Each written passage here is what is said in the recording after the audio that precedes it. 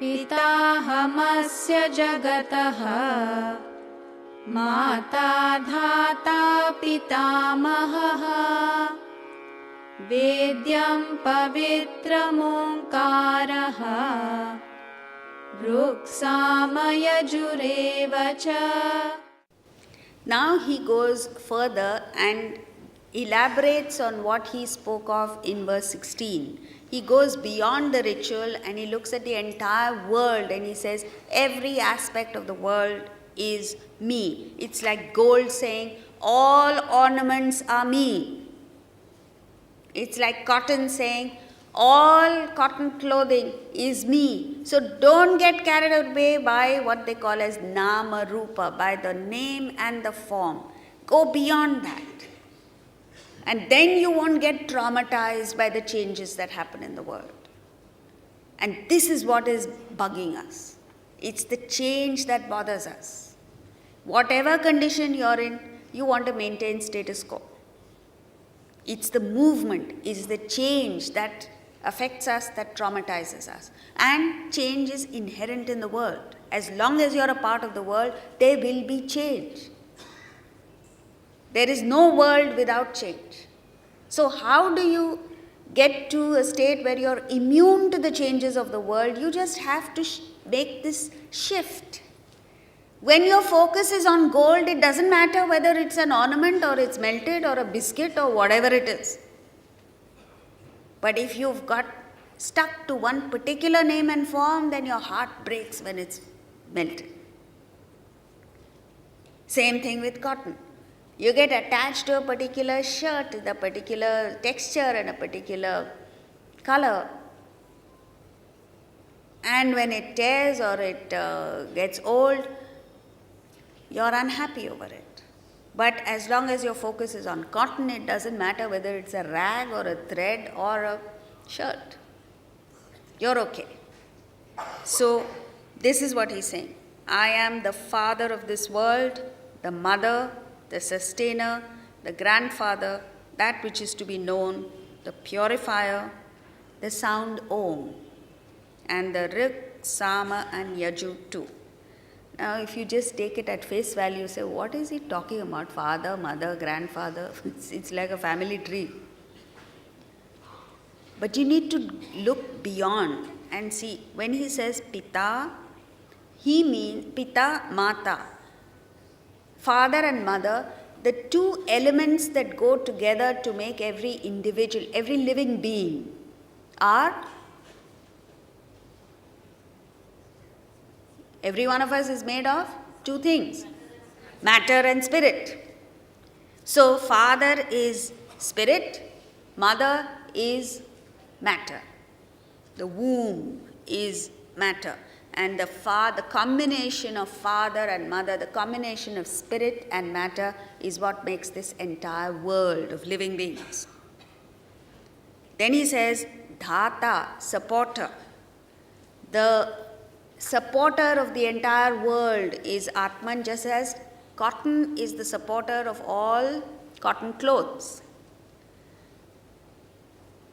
of cloth.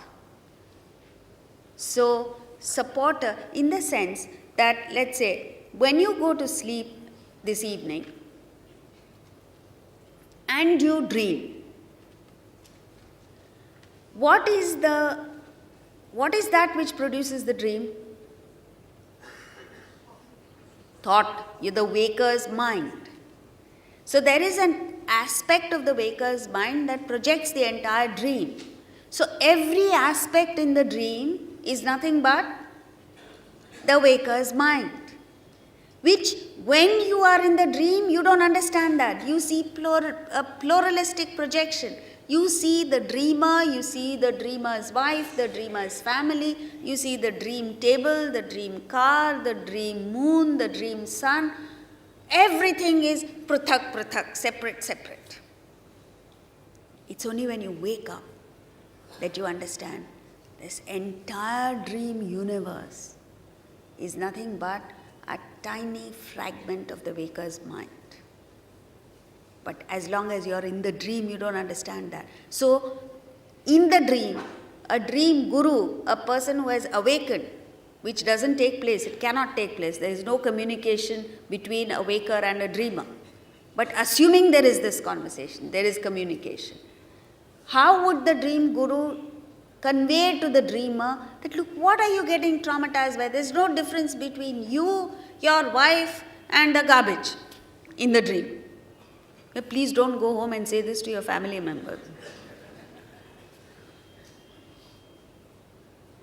And he reacts, the dreamer reacts and says, what do you mean? What do you mean by insulting me and my wife? This is not an insult, this is the truth.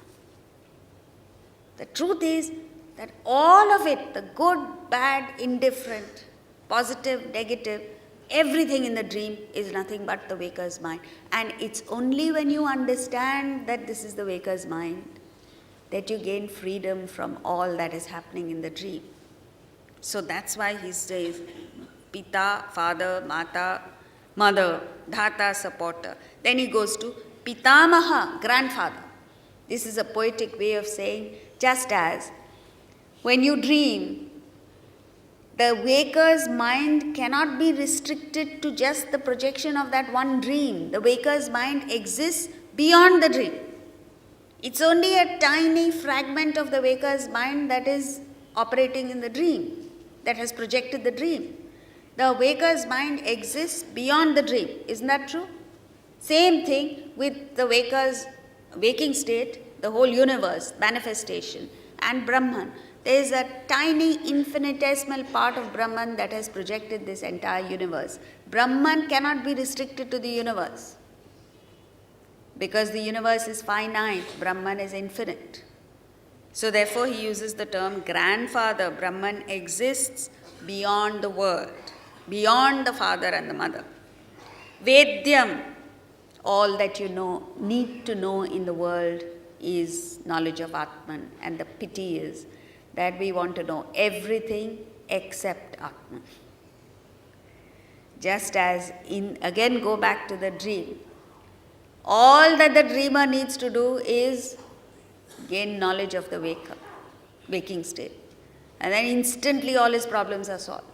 Not only his problems, his brother-in-law's problems, the problems of all the countries in the dream, the entire universe in the dream, all those problems are solved the moment he wakes up. It's the same thing here.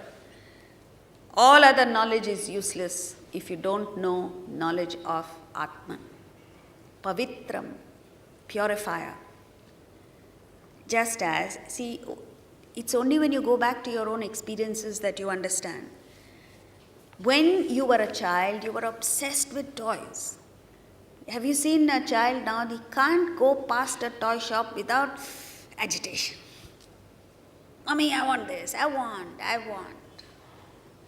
And he argues and he pleads with the mother till the mother buys the toys. And then suddenly one fine day, he grows into a teenager. And then what happens?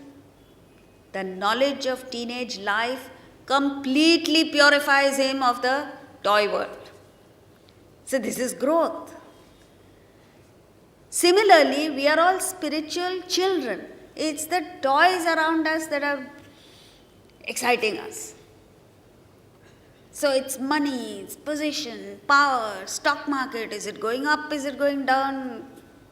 What's happening? Every moment you want to find out about worldly things because that's what makes you tick.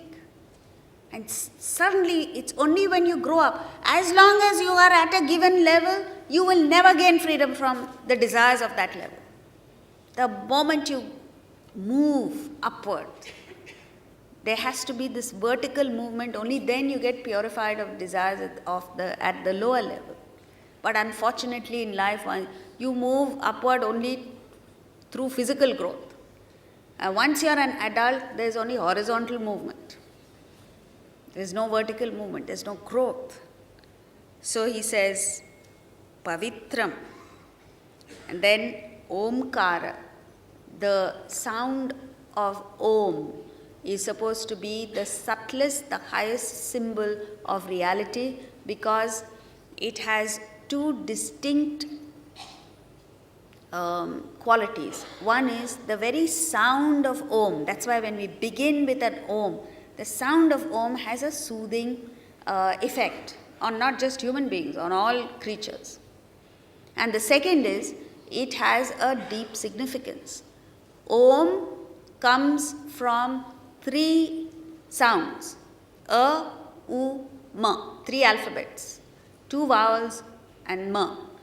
These three sounds cover the entire sound phenomenon. There is no sound before A, guttural, U is in the middle, and there is no sound beyond Ma, which is the, labial. So it covers the entire sound phenomenon. Now what is interesting is, sound can be heard only against the backdrop of silence. If you want to understand what is this, please come over to our place tomorrow and you'll understand there's so much noise going on that you can't hear yourself scream. So when phone calls come, I only say yes, yes, yes, yes. There's no conversation because I can't hear. So therefore, for sound to be meaningful, there has to be a backdrop of silence. Now come to the philosophical. The three alphabets, A, U and Ma, represent the three states of consciousness that we go through: waking, dream and deep sleep states. These three are mutually exclusive. In other words, when you are in any given state, you have no access to the other two states. So you're leading a highly limited life. You really don't understand your life in entirety. You can only understand that when you have access to all three at the same time. Since you don't have access to all three, you don't even know yourself. So, A, U and Ma represent the three states of consciousness. These three exist against this, on the substratum of Atman, Brahman. So, when you repeat Om, A, U and Ma, you are thinking of that which is beyond the three states of consciousness, A, U and Ma. And then he says, Ruk, Sama and Yajur. These are the three Vedas. The fourth is Atharva Veda, which historically came much later and therefore is not so orthodox or not considered that important. Rig Veda is the oldest and contains the greatest number of hymns. Samaveda is important because it's very musical. In fact, music originated in the Samaveda. And the third is Yajur, which is full of sacrifices and yajnas. So the theme of all the Vedas is Brahman. Next verse.